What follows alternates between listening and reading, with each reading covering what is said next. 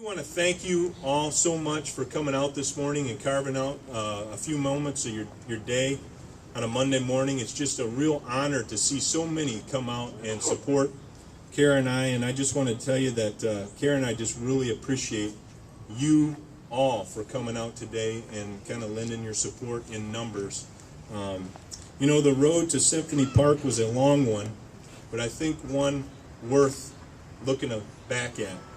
You know, I grew up in Zeeland, and my parents instilled in me from a very early age the value of hard work, honesty, responsibility to country and community, and a strong personal faith. Those beliefs were not solely instilled in me by my parents. They were actually reinforced by this community, which is why we are taking time to be in this community here this morning. From picking blueberries at Negglecrook Farms, to pulling weeds at Walter's Gardens, to scrubbing floors at Heisinga's Food Center, the community has helped me be the person I am today. My success on the playing field at the University of Michigan with the Buffalo Bills and with the Pittsburgh Steelers was a direct result of the community as a whole and what they instilled in me as a youngster.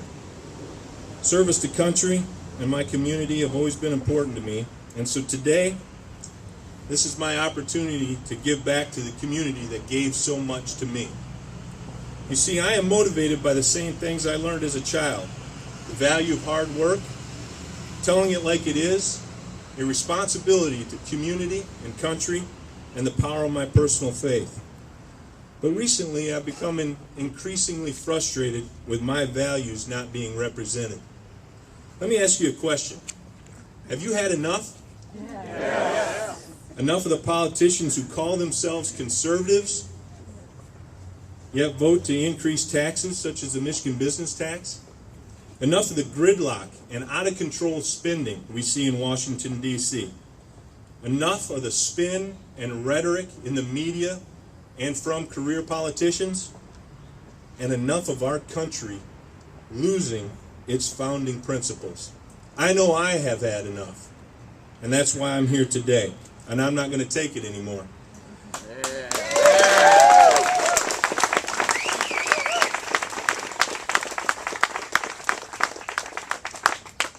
And that's why today I'm proud to announce my candidacy for the United States Congress.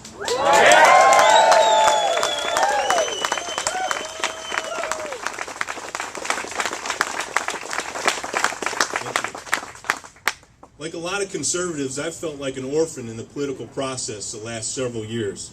Sure, I voted for Republican candidates, but let's make no mistake, once they held that elective office, they didn't govern according to those tried and true principles. So what happened? We didn't just lose elections, we lost our way. We walked away from the principles that minted the national majority, and consequently the American people walked away from us. Some of us have suggested that we need a time in the wilderness, a time to rethink, rebrand the Republican Party. I think that's nonsense. I'm inclined to believe we stand right now on the brink of American awakening. Look at the recent town hall meetings or the march in Washington, D.C. this past weekend. Some are inclined to dismiss it. I'm inclined to embrace it as democracy at its finest.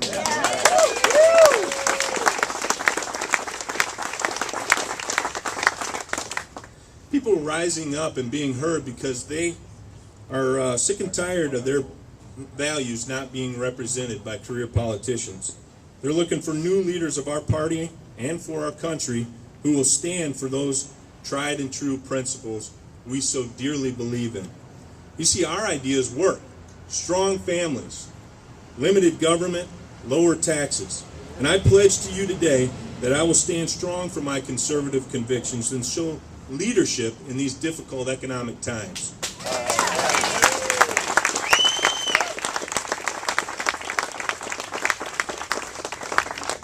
You know, unfortunately, some of our representatives aren't listening and have bought into the government knows best mentality. They voted for the job-killing Michigan business tax. which taxes businesses, if you can believe it, whether or not they make a profit. That's not conservatism. Raising taxes when businesses and families are struggling to make ends meet? Shame on our local elected officials who call themselves conservative Republicans who have voted for the Michigan business tax. Today I am signing the Americans for Tax Reform pledge to the American people that I will never vote to raise your taxes.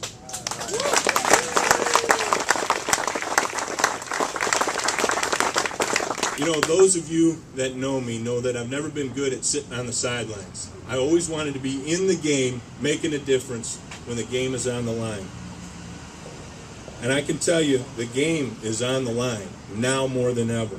And so when I look at the political season we're in, and when I look at the kind of future that's in store for my children, and the nation they'll inherit, I know there's a real need for a strong conservative voice in Washington, D.C.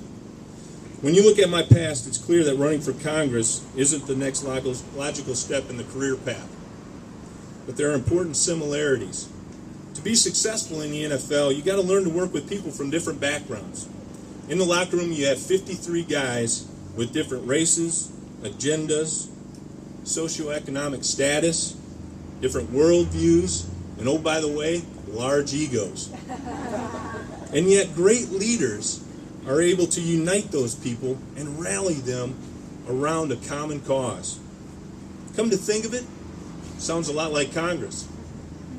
Some of our nation's most effective public servants were former professional athletes. Jack Kemp, J.C. Watts, Steve Largent, to name a few. I will work hard to unite our party and, yes, work across the aisle when necessary, because that's true leadership.